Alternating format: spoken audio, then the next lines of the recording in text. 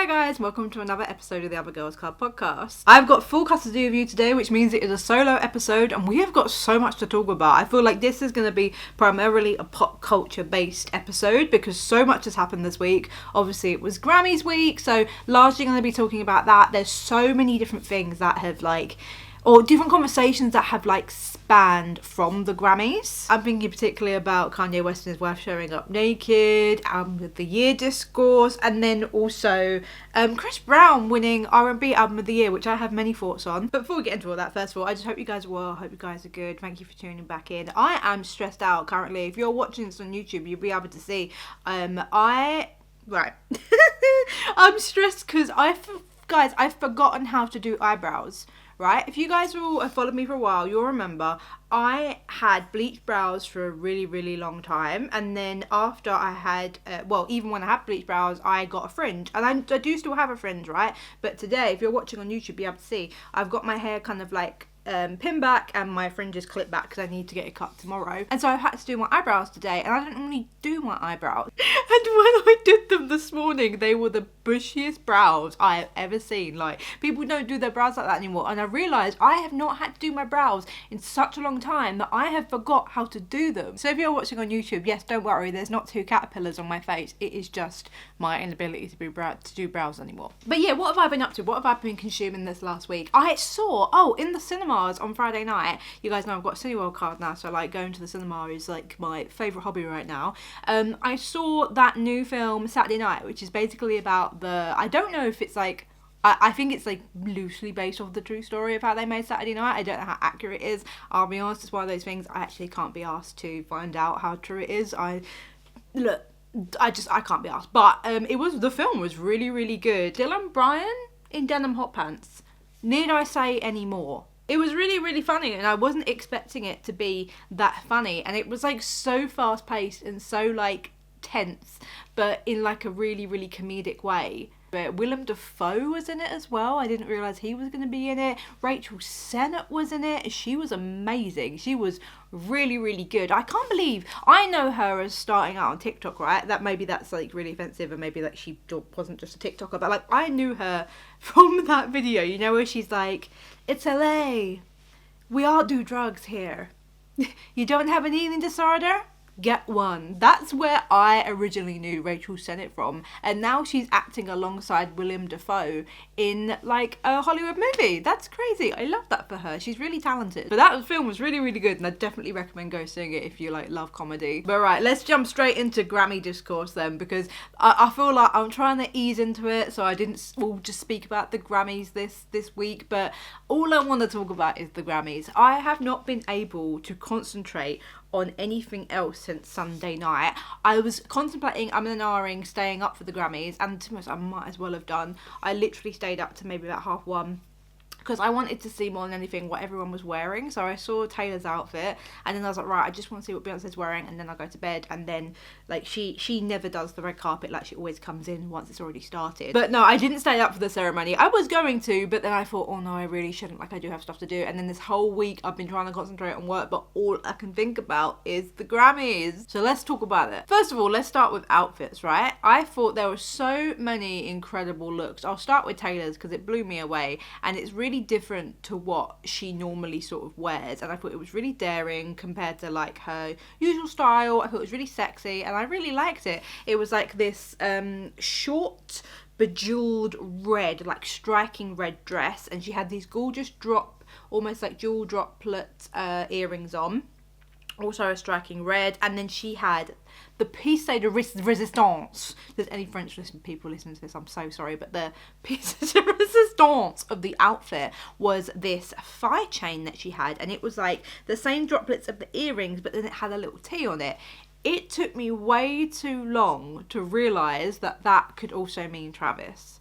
I saw it and I was like, oh wow, that's cunt, slay the boots down, Taylor, that's slay. And then literally, I think I sent it to maybe 2 friends, and then 20 minutes later I went, oh, that could mean Travis as well. It took me so long. It was the way that man's name did not even cross my mind.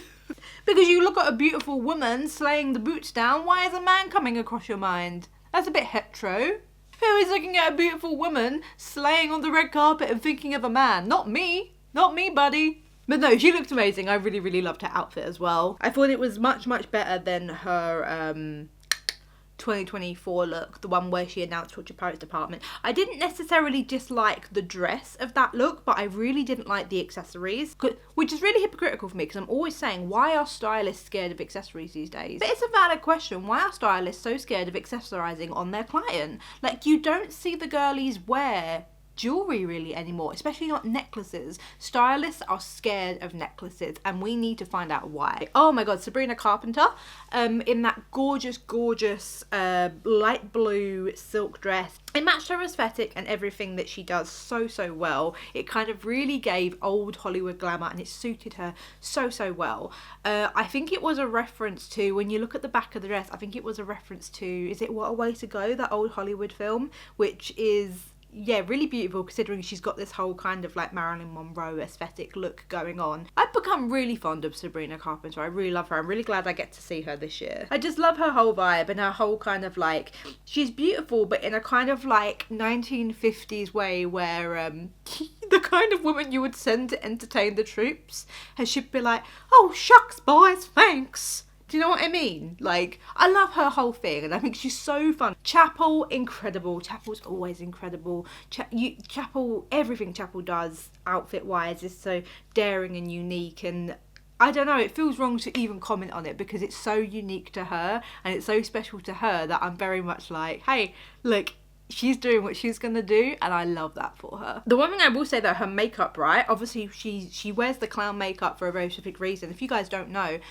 Chapel Roan wears clown makeup because in the town that she comes from in the Midwest, obviously there wasn't a lot of gay people who were out and proud and that could be out and proud safely when she was growing up. So there were a lot of homophobic boys at her school that would refer to people who were outwardly gay as clowns. So when she started to perform, when she started to practice her artistry, she made a point of saying, I'm gonna do my makeup like a fucking clown so that it's undeniable that I'm gay. If you want a clown, I'm gonna give you a fucking clown. And I think that is so powerful, like to take all of those homophobic things that you have heard and instead of internalizing them, put it into your artistry and have it be the biggest fuck you. And the fact that she still does it as well. She didn't just do it as a gimmick like once or twice. Now she's at the award show like the Grammy, she's turned it down. No, she still does it. But the makeup, which is what I was saying, I would love to have seen her use, is it Pat McGrath has this new product coming out, like it's like glass skin, where it makes the skin look literally like glass,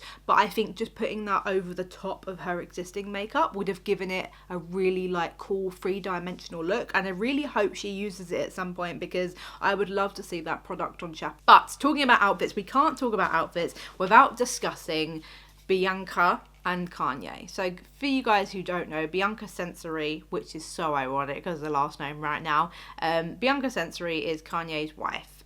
You might have seen pictures of them together, always doing some kind of outlandish, almost like publicity stunt. They're always doing some kind of crazy shit together, and he's always got her walking around either like topless or like half naked, in some kind of like statement piece outfit, and I've always felt very icky about it. And the reasons why I feel very icky about it in particular is, one, because I do not like Kanye West. There are multiple reasons that I don't like Kanye West, but I will get into them. The first reason, though, that I feel icky about it is because she looks so similar to Kim Kardashian. Like, it's eerie. And we all know how obsessed that man is with Kim Kardashian since seems like he couldn't treat her right when they were married, and then the second they get divorced, he is just obsessed. I do think this is some kind of humiliation revenge for Kim Kardashian, personally. Like, the fact that she looks almost identical to his ex-wife, who he has very publicly obsessed over and tried to humiliate in the past as well. Like when he said that she was hooking up with Drake, and like all of these ways that he's tried to paint her as a bad mother. Like he has tried to humiliate her in different ways in the past, and I do think this is just an extension of that. And it is very obvious that Kanye West has very much no respect for women, especially not the women that he is involved with romantically and sexually. Julia Fox wrote in her book, and also would absolutely recommend that, by the way, Down the Drain by Julia Fox. Such a fantastic autobiography. I knew next to nothing about Julia Fox before I read it, and it was the craziest ride of a life story I had ever heard. And I cannot believe this woman is only, 40 or early 40? She's either 40 or early 40s. I can't believe she's lived so much life already, and she already has so much to tell. I definitely recommending it. I would definitely recommend reading it. I would probably read it in audiobook form as well, because she narrates it herself, and the way she tells her story is just fantastic. So gripping. But anyway, she wrote in that book about how he had complete full control over everything that she wears, her whole wardrobe, and the control that he had over her. And we know that he controls Bianca Sensory's wardrobe. We know that. And so they show up to the Grammys. Bianca is wearing this huge fur coat, so we don't know what she's wearing underneath it. They get their photos done by the paparazzi, and Kanye is standing next to her. She turns around so that she's kind of like looking over her shoulder at the paparazzi, so the paparazzi can see her back, right? And they say, oh, like, let's get the coat off, let's see the outfit, like they do. They talk to the talent like that to like get better shots and stuff. And so she starts to reveal like her shoulders, and they're like, oh, what are you wearing, Bianca? And then she drops the whole dress, and this girl is fully nude, not just nipple, fully nude. She has like a dress on, but it is purposefully matched to her skin tone, so you can just see the seam of it up her shoulder. But for all intents and purposes, this girl is fully nude. You can see everything. Flaps to the wind. I don't know how she wasn't absolutely freezing cold. I don't know what the temperature is in LA right now. I've never been, but that girl must have been freezing. And you can see the reaction, or you can at least hear the reaction from the paparazzi be like, and they don't quite know what to say or do. And one of them goes, what a reveal! But what do you say when someone has just completely stripped down in front of you? And I think it's entirely inappropriate and very wrong for multiple reasons. And I do think this is Kanye West using the illusion and the excuse of being a visionary and being an artist to just assert his control and dominance over a woman's body, and to publicly flaunt that. I think that is disgusting to just publicly see happen, and no one says or does anything about it. Secondly, as well, because this is a public space, and we're not just talking about a bit of nipple for a sheer dress. Now, thinking about this, right, I'm very much pro, like, free the nipple. Like, I don't think women's boobs should be sexualised beyond what a man's nipple is. Like, that's where I stand with it, right? But we're not just talking about nipple for a sheer dress. We're not just talking about a free nip. We are talking about 100% nudity.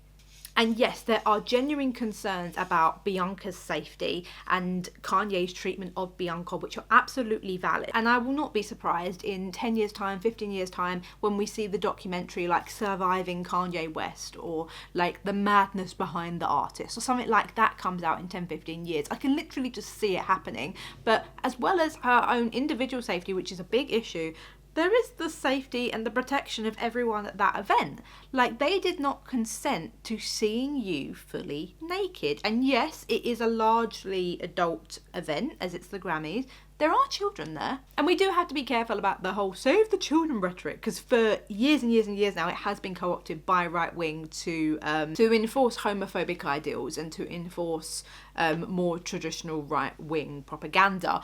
But in this case, yes, this is totally inappropriate. Now, I don't know how real this is. Obviously, I can't verify this, so this is 100% alleged, but this is coming from sources of people who were at the Grammys and people who were working the event and people who were actually at the event. They say that Kanye was purposely hanging around the red carpet and was, but even prior to the event, was trying to find out Taylor's timings for the red carpet, was trying to find out what time Taylor would be there, what time she'd be on the red carpet, what publications was she going to be talking to, because he wanted to be seen, and he wanted to be seen photographed talking to her.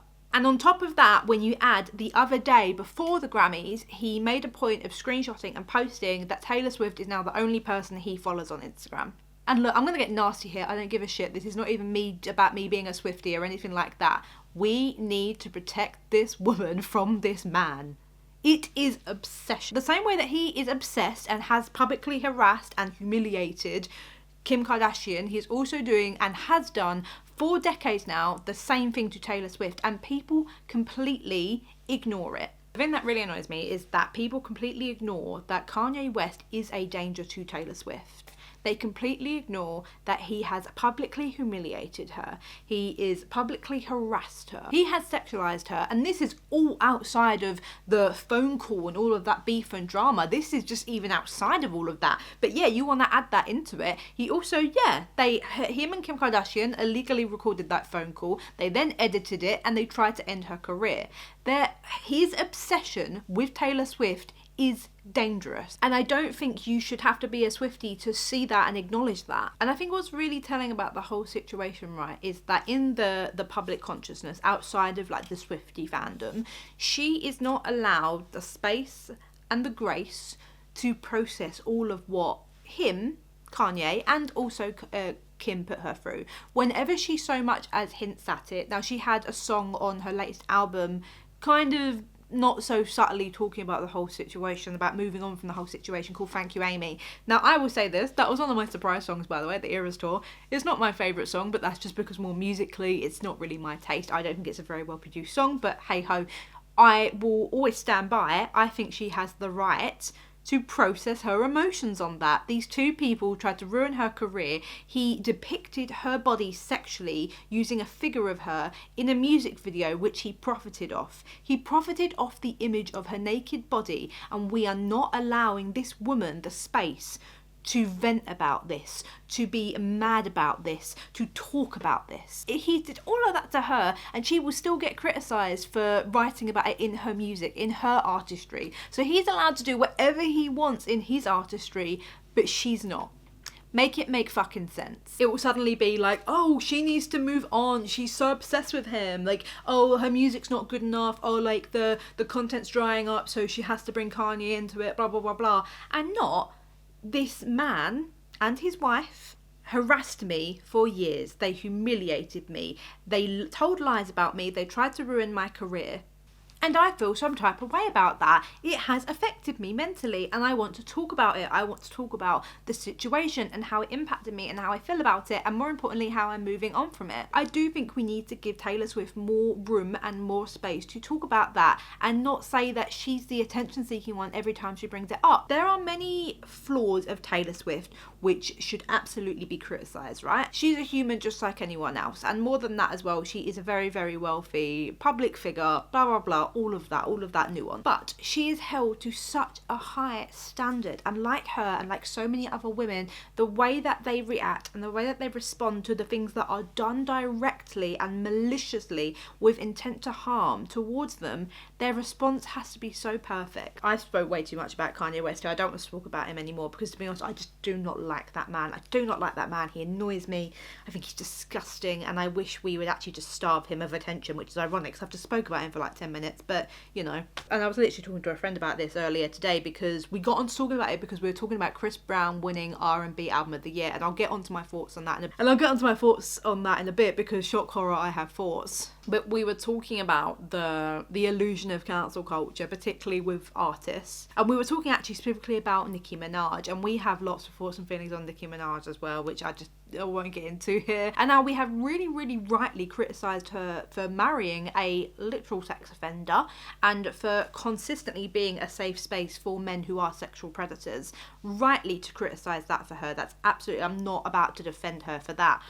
But the one thing that does annoy me is when you see women like Nicki Minaj get more hate and more venom for their role within that than you do the actual predators themselves. And we were talking about the short-term memory of the public, and do we think Kanye West could ever come back into the fold in a major way that he was back in, let's say, like 2007, 2005, 2003, like that kind of like prime, when people say, oh, I miss the old Kanye, those kind of years. And you know the shocking thing, I think despite everything, I think despite the harassment and the stalking of Taylor Swift, I think despite his treatment of women in general, I think despite him saying slavery was a choice, I think despite all of the disgusting anti-Semitic shit that he has said over the years, yeah, I do.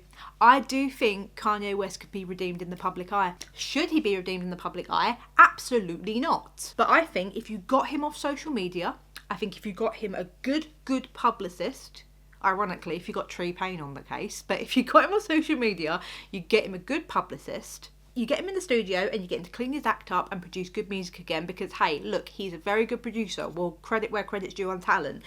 You do all of those things, the people will forget. Unfortunately, they will. But yeah, let's stop talking about Kanye West. I'll quickly do my thoughts on the Chris Brown thing because there is like a discourse on that, and I do have like genuine thoughts on that as well. But I also want to talk about some happy stuff from the Grammys because there was so much, like such a big night for music and just so amazing for so many women in the industry. But quickly on the Chris Brown thing, he won Best R&B Album of the Year this year. Now, I have not listened to this album. I cannot give my unbiased thoughts on this album because one, I have not listened to this album, and two, because I will never have unbiased thoughts on Chris Brown. The thing that Chris Brown is largely remembered for in the public zeitgeist is beating Rihanna. Obviously, a huge case. It was all over the news. I can't remember how old I was when it happened. Let me double check. But it's really big in my memory of being like a huge thing. Yeah, it's 2009, so I would have been about 13 then, so yeah, really sort of in my sort of era of growing up. But 2009 is the year that Chris Brown beat Rihanna, and beat is a sensitive word I'm using, right? The thing that really annoys me about the coverage of this, and this could be a whole other topic in itself, is if you Google it now, articles about it, it'll be like, oh, the Chris Brown and Rihanna fight. It wasn't a fight. Please, that was not a fight. That man nearly killed that woman. Unfortunately, the pictures of her from that night are on the internet, very publicly available. I'm sure a lot of us have seen them plastered all over the news and whatever back in the time, but he beat that woman to an inch of her life.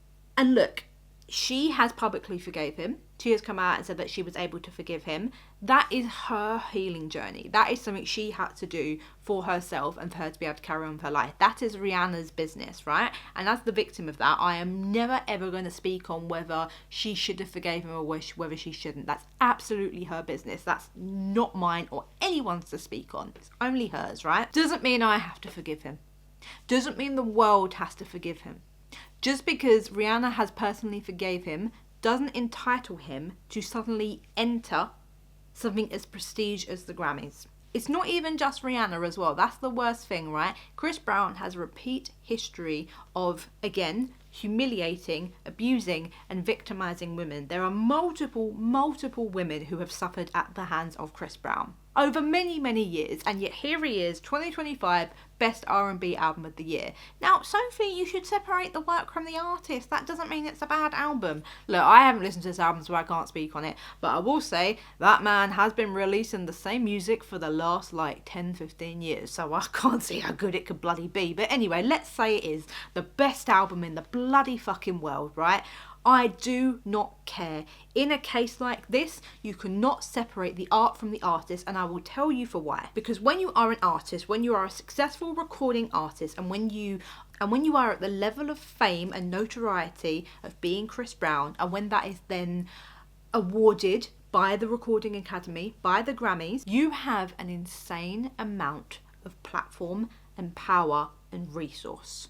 And if you have a history of abusing women physically and mentally, you should not have access to that platform, power and resource. Because that only allows you to, one, cover up things that you've done, and two, do them again. And then people also say things like, but Sophie, that was however many years ago, that was 2009, what's he supposed to do? Just not live his life, blah, blah, blah, blah, blah. Look, it ain't my business. I don't fucking care what he does with his life, right? But I will say this, forgiving him and allowing him to move on with his life does not mean that he has to be granted access into these spaces. It does not mean that he has to be awarded the prestigious nature of R&B Album of the Year. That is a prestigious award from the Recording Academy. Forgiveness does not entitle him to all of these resources. Forgiveness does not necessarily entitle him to a career. It does not entitle him to all of these resources and power and platform that he had before. And that's all I've got to say on the fucking matter. I have very strong feelings about this, and I feel like I've debated it 100 times, and that's how I feel about it. And now let's talk about something nice. Can we talk about Doechii? Oh, I'll get on the Beyonce and Cowboy Carter in a bit, but I want to talk about Doechii first of all. I love Doechii, man. I'm so happy for Doechii. I think that's one of the things I really, really loved about watching the Grammys this year, is seeing how many artists truly, truly deserve their success. And I think what's so special as well is, one, how many women and also how many black artists finally got their flowers, but also how many people and how many women specifically who are seen as overnight successes, but they're not. They're not overnight successes. They have been grinding and grinding for like 10 plus years. I mean, even look at our Sabrina, you know? I've become really fond of Sabrina Carpenter, and I'm really glad she's finally having this like big mainstream success. It's incredible. But Doechii in particular as well, like she went through so much in the making of this mixtape, and I think the production of the mixtape, she won Best Rap Album of the year, right, at the Grammys. And what she went through in making this, basically she just had the most horrific year. She went through a really horrific time. I think she was battling with addiction. I know she's spoken a lot about choosing sobriety. Her boyfriend cheated on her. I think he torched her place down, like he destroyed her home. And she's just been through so much, and she basically gave herself a deadline of like, right, I need to get my next mixtape out. I'm going to give myself 30 days, and whatever I have finished in that 30 days, whatever material I have is what's going out. And she did exactly that. And that project is now Best Rap Album of the Year by the Grammys. That's incredible. That is really, really incredible. You might have seen the award was presented to her by Cardi B, and that's because that award has only ever been won by 3 women. Lauryn Hill, Cardi B, and now Doechii. Like, do you know how insane that is? Only 3 women have won that award since it was introduced, and Doechii is one of them. Incredible things on the horizon for Doechii. I'm so excited about her. Oh my god, I'm seeing her this year as well. She's going to be at All Points East, and I'm so excited. If you haven't listened to Doechii, first of all, I would say watch her Grammys performance, because she was incredible. The creative direction of it, but also her breath control and her stamina throughout the performance, just everything about it was just so incredible. So big well done to Doechii. And then go listen to Alligator Bites Never Heal, because it's such an amazing project, and I really feel like it came out of a place of trusting the process and putting herself out there, and incredible things on the horizon for Doechii. And then we've got our Chapel, who's, her acceptance speech. We all knew she was going to win Best New Artist. That's not surprising, but it is 100% deserved. No one deserved that more than Chapel this year. I genuinely believe that. She's had such an incredible year, and she's had so much to contend with that has come with the ballooning of her success almost. But again, she is someone who has been fighting her own corner in the industry for years. She is not just an overnight success. She has been honing her craft. She got dropped from her label, and she's now, correct me if I'm wrong, an independent artist. She has been fighting, and I loved her Grammy speech. I think she had the best Grammy speech of the night, where she purposely made a point to talk about healthcare, and she spoke about how young developing artists need to be better supported by labels, and they need to be given healthcare, which is crazy for me to think about as a British person, because I'm like, oh, they wouldn't have healthcare. Yeah, of course they wouldn't. Like, that's crazy to think about. And it's all of those things like that when you think about how a lot of these young artists, Chapel said that, you know, when she was signed, she was a minor. And then when she got dropped by her record label, fun fact about Chapel Roan getting dropped by her record label, right? The song that finally got her dropped, because it just was not successful enough, it was her final chance of like pleasing the label, was Pink Pony Club. Pink Pony Club got her dropped from her label because it just wasn't successful enough, and it was just a mixture of, I think, not marketing her right, not supporting her artistry right, but also like timing. I think it came out during the pandemic, people weren't at the gay clubs, it wasn't hitting the scene in the way that it should have been. So, you know, all of these factors led to Pink Pony Club originally being a flop and her getting dropped by her record label. But that led to her becoming an independent artist, having complete 100% control over her vision. And now, Best New Artist awarded by the Grammys, performing that very song at the Grammys. Like, this is why I'm tearing up just thinking about it, because Chapel is such an important artist.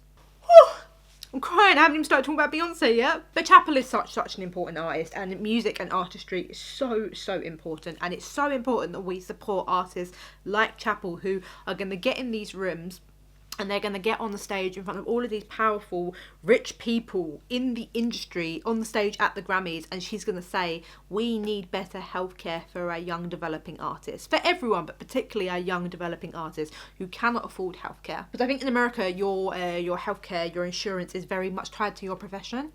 I cannot wrap my head around that. I really can't, but I think that's the way it is. Ironically, I learnt that through The Office. And I really love Chapel. I think she's such an important artist and what she represents for the queer community. Like, to have one of the biggest pop stars right now, our Best New Artist of the Year awarded by the Grammys, be first of all a drag queen in clown makeup, but to also be a lesbian, like, that is going to do and is doing so much for so many young queer women around the world, and particularly in a time in America where it's a very scary place for queer people and for trans people in particular, and you've got a lesbian drag queen talking about trans rights on the Grammys red carpet. That is so important. But yeah, congratulations to Chapel Roan. I didn't think you'd make me cry today, but thank you. Oh, another artist I'm really happy for is Charlie. Really, really happy for Charlie. I've been a huge Charlie fan for years, to be honest, but I really, really love Brat. Of course, I've been very vocal about that, but I've been a fan of Charlie for a while, and I'll tell you why I really rate and respect and love Charlie.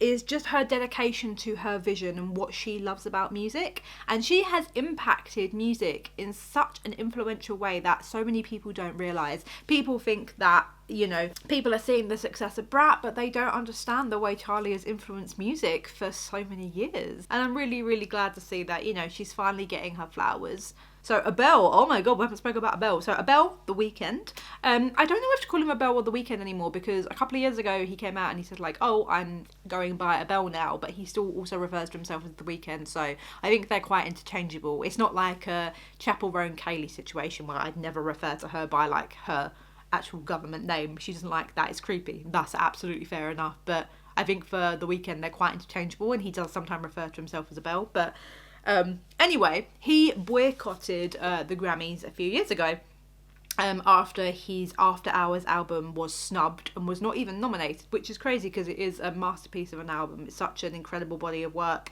So he boycotted the Grammys. Didn't go for a number of years, and he started many conversations about the way music is judged by the Grammys, and also the Recording Academy Board as well, the voting committee of the Recording Academy, the people that decide who gets the Grammys. He started many conversations about that, and this is the first Grammys in years that I have actually seen people be satisfied with the show and the awards. Obviously there are so many people who are like, oh, Cowboy Carter I didn't deserve, or, you know, Taylor was robbed, Billy was robbed, blah blah blah. I'll get onto all of my thoughts on that in a bit, but as a whole, generally, the Grammys was really well received this year. The show was good, the performances were incredible. I'll talk about Sabrina in a little bit, but as a whole, generally people were really, really happy and thought the outcome at least was fair. And part of that, not entirely, but partly, is because of The Weeknd's boycott of the Grammys. And that's why before his performance, surprise of performance by the way, I could not believe that he popped up, before his surprise performance, the CEO of the Recording Academy of the Grammys came out and apologised to The Weeknd directly. That is insane. And they have completely rehauled their voting process. They have completely rehauled who is on the Academy Board, because it was predominantly white. It was lacking with women as well. And now the 13,000 people that are now on the Recording Academy Board are much more representative of the diverse nature of artistry. And I think that is so incredibly important. And that does also play a role in why Beyonce finally got Album of the Year. There are significantly more black people on the board than there was. There are significantly more women. Do you remember when the old CEO made that ridiculous comment about how, like, women just need to step up and basically, like, make better music? I'm sorry, women carry this bloody industry. Women carry the music industry. There is no music, there is no artistry without black people. There is no music, there is no artistry without women. Women need to step up and make better music. You need to go fuck yourself. How about that? How about that? And obviously with all of those changes as well, the show felt different as well this year. There was only 9 awards announced on the actual show, but there are 94 in total.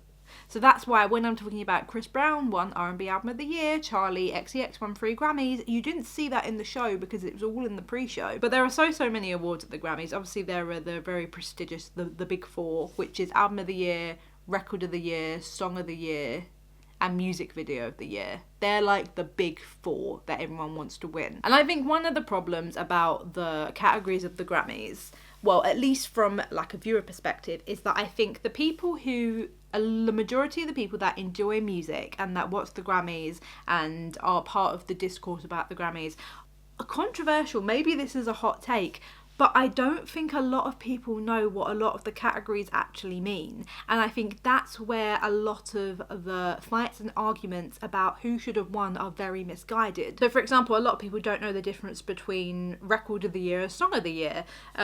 So Song of the Year, think of song as in like songwriter. So song is for like the lyric ability, the songwriting of the song. Record is for actually about like the record and how it sounds, the production of the song. Music video is obviously music video, and then Album of the Year is looking at the cohesive body of work of an album. An Album of the Year is the most prestigious award you can get in music. It's very controversial. Beyonce has lost it. What is it, 4 times? It was for I Am Sasha Fierce, Self-Titled, Lemonade and Renaissance. And she should have won every single one of those in my books. In my humble opinion, she should have won every single one, and I will tell you for why. Because Beyonce is an album artist. I think there are very few artists, both dead and alive, who understand and respect the nature of an album better than Beyonce do. And I'm saying specifically an album. Now, whether you like Beyonce, whether you like the music or not, is completely up to you. And I actually don't really care about trying to turn people's opinions on Beyonce, but the one thing that does piss me off is when people don't respect her talent and her graft, because she has grafted. She's been in the industry for 26 years. She has been working since she was 15 years old. She understands music. And what really annoys me is when people don't give her credit where credit is due. Whether you like her music or whether you like her or not, it's completely your business, and I actually don't care about trying to change your opinion on that. But she deserves the respect for the work that she has put in and for her talent, not just as a vocalist, not just as a performer, but also for her understanding of music and how to put out an album. Do you remember a few years ago when she said people don't make albums anymore? People don't make albums anymore. She was right about that. People at the time, I feel like it's got better, and I feel like it's only got better as a direct consequence of Beyonce's impact on the music industry. But people were pumping and dumping single after single, feature after feature, and they weren't creating cohesive bodies of work. And that is the one thing you cannot criticise Beyonce on, because she knows how to create, she knows how to release a cohesive body of work. And Cowboy Carter, from start to finish, is a cohesive body of work. That is an album. You hear me? That is an album. And I'm not going to talk too much about Cowboy Carter as a project itself, because I am actually working on a full video essay for YouTube where I talk about it as a whole project and why I think it is just such a sensational album. So I won't talk about it too much, but I was so pleased to see her win this award that she has been snubbed for so many years. It felt like such a moment. And do you know what was really interesting as well is she got up there, she didn't know what to say. And I think that's because I think Miley actually really summed up in her last Grammy speech, where she won a Grammy for Flowers, and she said, hey, these things are really nice recognitions of our work and our artistry and the effort we put in, but they're not the be all and end all. They don't define you as an artist, and you shouldn't let them. And I really feel like Beyonce has been at that point in her career for so long, and I think that's what makes her so special as an artist. Beyonce is the artist of my entire life, and I just love her so much, and I'm so happy for her. I really don't want to cry again, but I'm so happy for her. She has faced so much. She's been in the industry for 26 years, and with every single project she has pushed the boundaries of not only what it means to be Beyonce, but what it means to be an artist. She has pushed the boundaries of genre. She has redefined what it means to be an artist. She has opened up the doors for so many artists. Even at her peak, she was having doors closed in her own face. Let's not forget how she was treated at the 2016 Country Music Awards. And oh my God, I think seeing her get Country Music Album of the Year was more satisfying than seeing her get Album of the Year, to be honest with you. It's just such a full circle moment. And if you know the law, you know the way Beyonce was treated by the Country Music Awards back in 2016. The way that she was treated, yes, by the awards, but also the way when she went to perform, and she was treated horribly, and it was all racially fueled. And there is so much discussion and so much to be said about racism within country music. And I think that's one of the reasons, other than the fact that it's just such a well-produced album, the production, the vocal ability, the performance, what it says culturally, the storytelling of Cowboy Carter, yes, all of that defines it and establishes it as an album worthy of Album of the Year. But more than that as well, what she has had to push back against, what this album says about her persistence against every odd that has been up against her in that genre specifically. I think her winning Country Album of the Year award and her winning an Album of the Year award for a country album means so much to her personally, and I think it means a lot to her as an artist. And when you've got people saying, oh, she doesn't deserve it, if you understand music, if you appreciate music, and if you actually know about Beyonce as an artist, and if you've listened to her music, I mean properly listened, not just heard Texas Hold'em on the radio and then gone, like, oh yeah, that's alright, it's a bop, you will know that she deserves this award. And that's the thing that really pisses me off, is when people go, oh no, it just doesn't deserve it. Deserve is such a loaded word, it really is. I think it's absolutely okay if Cowboy Carter wasn't your album of the year and it's not the album you wanted to win. No one is saying you must root for Beyonce. You must want this album to win. Like, if you really love Brat, if you really love Rise and Fall of a Midwife Princess, Midwife Princess. If you really loved Brat, or you really loved Rise and Fall of a Midwest Princess, and they were your albums of the year and you loved them and you really wanted them to win, that's absolutely fine. You can go, I would have loved to have seen them win. But do you know what? Well done to Beyonce. She does deserve it. She works bloody hard and she understands artistry, and the album is a phenomenal piece, a body of work. No one would bat an eyelid at that. You're allowed to prefer other artists and you're allowed to prefer other albums, but to say she doesn't deserve it. And then when people say shit like, oh, she bought that, shut the fuck up. No, genuinely, seriously, shut the fuck up. Beyonce does not have to buy it, okay? If you listen to her talent, you listen to her work, if you have even the ounce of understanding music, you will know she does not have to buy that. And partly, I'm really pissed off that Jay-Z made that speech last year. I agree with everything he said, but I do feel like people are using that as ammo to say like, oh yeah, they just bought it and blah, blah, blah, blah, blah. That's why I'm annoyed that Jay-Z made that speech, but everything he said in that speech was right.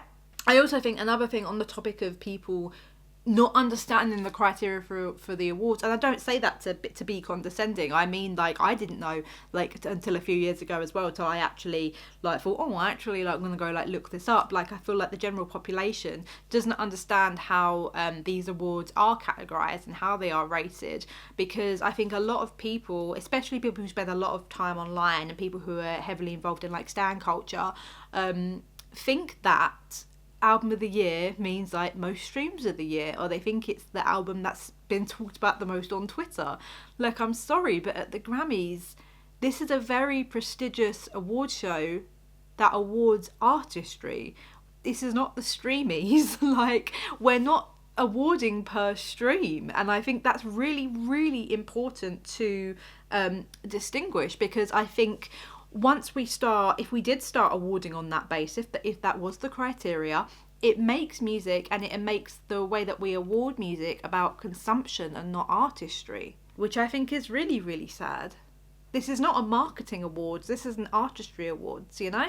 The Grammys is not a marketing awards, it is an artistry awards. And the awards aren't about who gets the most streams and who was most talked about on Twitter. And that's another thing as well. I had a discussion about it the other day, and I was just saying about how I think it's very dangerous, particularly now that we don't live in a monoculture and we haven't done for a while.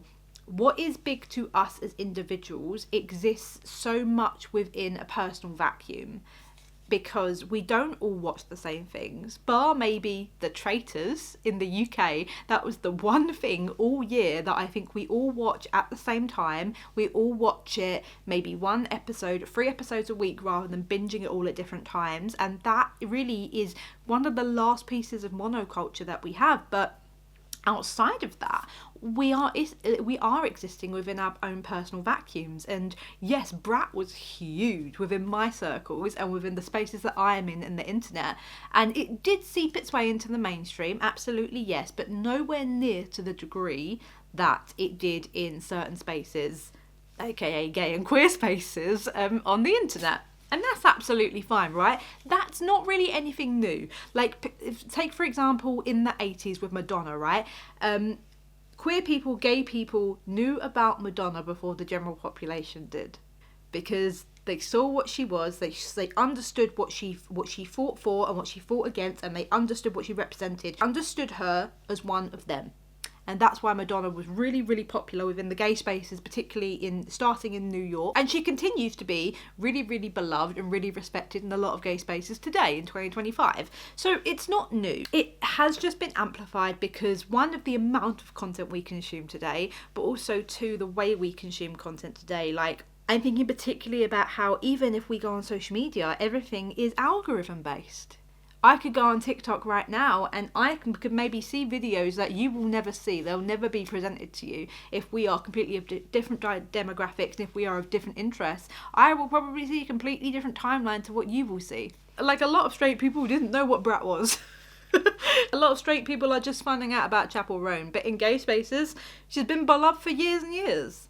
Similarly with Cowboy Carter, this album has been really respected and really beloved, and there have been like Cowboy Carter parties, and you know, the fashion has really had a massive influence on the fashion as well, but that has been particularly within black communities. And I just think it's a dangerous slope to start to completely base off our accreditation for awards based off what was personally big to us that year. So when we're saying, oh, but Brat was huge, Brat was everywhere, or, you know, Billy's album, and you're allowed to have those preferences of what you personally enjoyed and what was your favourite album of the year, yes, absolutely. But when it comes to an award show, you cannot base the basis for an artistry award based off streams and like the pop culture impact.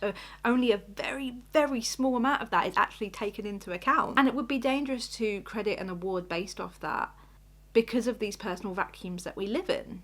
You've then also got the element as well of that, like, there it has been a racist problem within music, and particularly within the Grammys and with awards in general as well. Like, a black woman has not won Album of the Year since Lauryn Hill in, what was it, 1999, 1994? I'm going to find that out, I'm going to fact check that. So Album of the Year, only 4 black women have ever won that award, and the last black woman to win it was Lauryn Hill in 1999. Before that, it was Whitney Houston in 1994. Wow, that's where I got the dates confused. And Natalie Cole in 1992.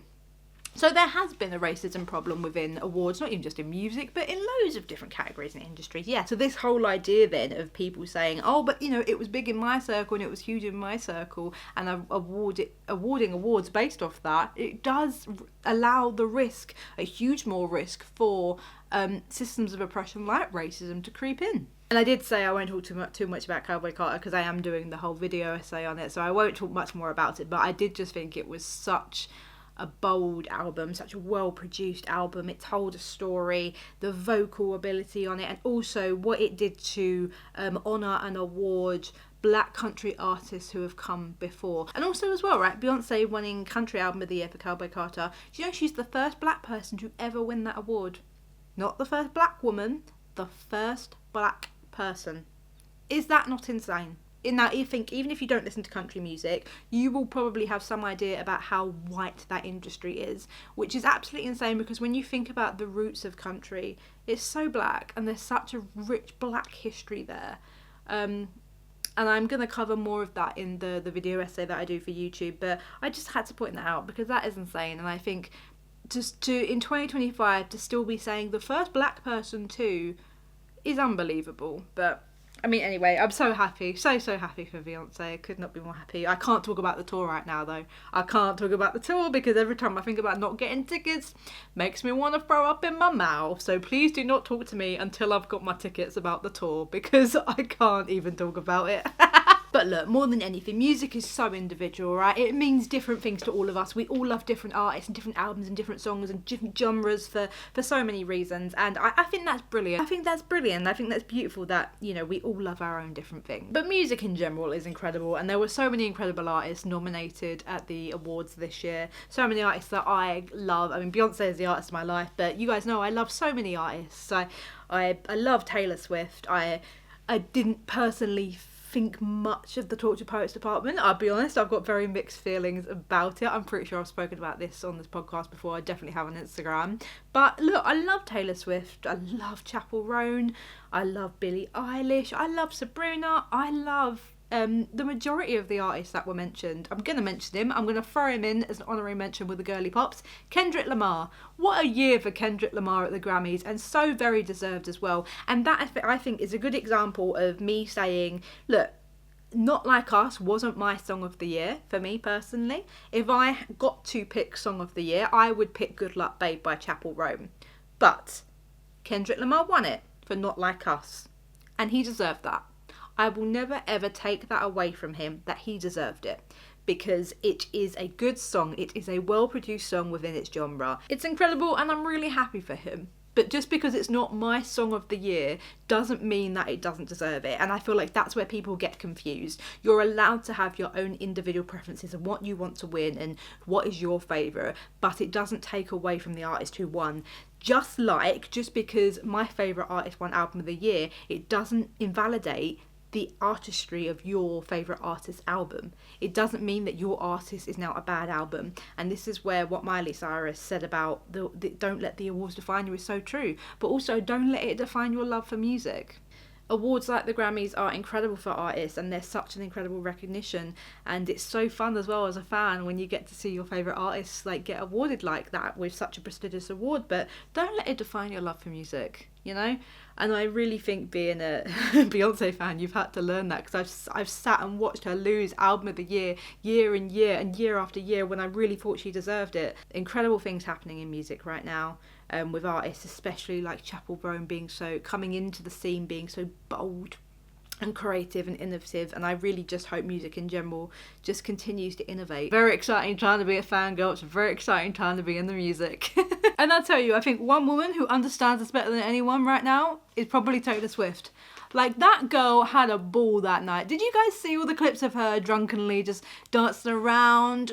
Like, the whole year, this is the thing I love, right? The whole year, people have pitted Charli XCX and Taylor Swift against each other. Now, obviously, Charli XCX did write Sympathy is a Knife about Taylor and her complicated feelings about feeling underappreciated next to Taylor, which I think is a fair enough you know, point. If that's how Charli feels, that's how Charli feels. But anyway, the whole fandoms have been at each other's throat for the whole fucking year. And there Taylor Swift was on the Grammy night. She didn't win a single award, but she was still there having a bloody good time. She was drunk as hell. She was wearing one of the performers' blazers that they threw into the crowd. She had a bottle in hand, jumping and cheering for every single person that was on that stage. One thing that I will always love about Taylor is the way she stands up for everyone. She, like, physically, in the award show, she physically stands up for everyone. She claps, she raises a glass. The way she supports other artists at these award shows. And I'm really, really glad the cultural zeitgeist is turning to understand that this is a woman just having fun. Taylor loves music. She appreciates music. She also loves and appreciates other artists. And she's just having fun compared to how it was years ago. Do you remember when everyone used to be like, she's so annoying, she's so attention-seeking? And there was a little bit of that last year, to be honest. I think the main difference with the way people were talking about Taylor last year and the way people were talking about Taylor this year is because I think she behaved exactly the same. The difference is she didn't win. Taylor was doing the exact same thing last year, dancing, having fun, cheering for everyone, being a bit tipsy. The big difference was last year she won and this year she didn't. And that's the difference in, I think, why people found her annoying versus fun. I'm just saying.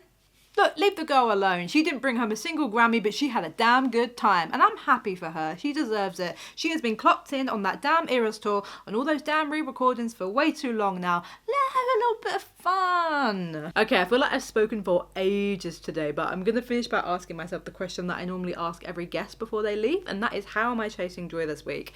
How am I chasing joy this week? I am going to a pre-screening of the new Bridget Jones film tomorrow, taking my stepmom. She loves the Bridget Jones movies, so she did say, like, if you get invited to this, can you please take me? So I've never taken her to like a work event or anything like that. I'll be honest, it will be like the first time I've ever been able to take like like a mum to an event, because I mean, you guys know that I didn't grow up with a great relationship with my mum, and then my stepmom came into my life when I was, you know, a little bit older, when I was like 21. So I've never had that, or I actually like get to take my mum or like a mum to an event. So that would be really nice to have that evening with her.